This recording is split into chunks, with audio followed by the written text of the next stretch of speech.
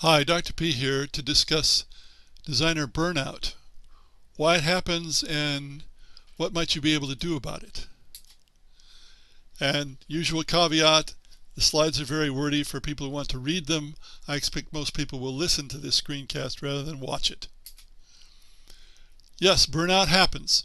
My favorite game is the game of designing games, but even at that, I sometimes get tired of the work part of design, such as making prototypes, revising rules, and especially trying to license the games to publishers or for other people actually publishing the game.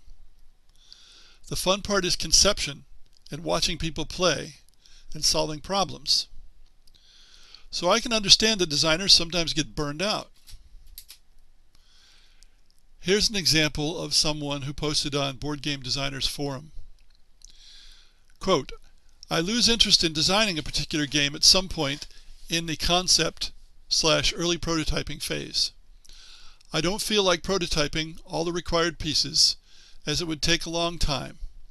Learning programs to make my life easier, such as Nandeck and Inkscape, can seem like a huge task. Unquote.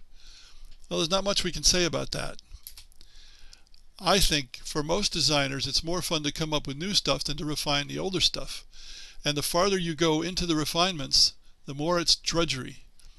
By the time you're finishing the game, you're often sick of it. Failure is hard, and all designers work on games that at some point they give up on, either temporarily or permanently.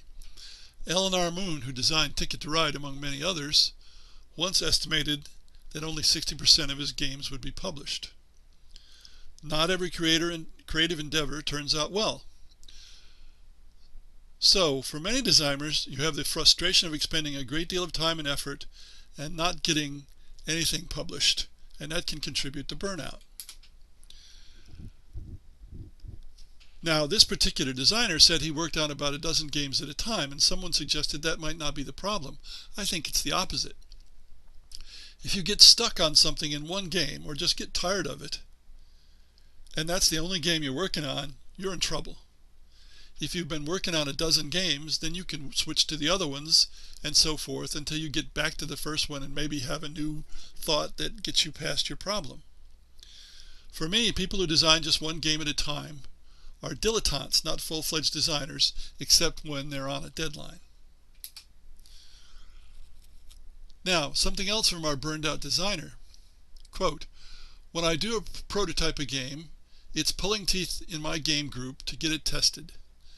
I constantly have to bring it up, and it just feels like I'm inconveniencing everyone. They play my game once half-heartedly, and it never gets brought up again. The game gets shelved, and I get discouraged. Unquote.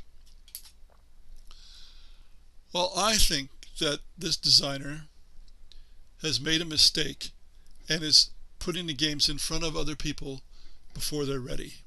Playtesting should not be like work, because a designer ought to get the game into decent shape before inflicting it on anyone else.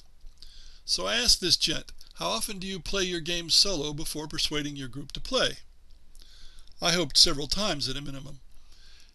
If not, if you haven't soloed it at all, then no wonder they don't want to play it again. It's just a broken game when first played. This is inevitable. New games are almost always broken. If you don't want to play it solo and sort it out, why would you think anyone else would want to play it? So I suggested to this guy, and I never got an answer, that he needed to play his games solo more and get them in better shape before he inflicted them on somebody else.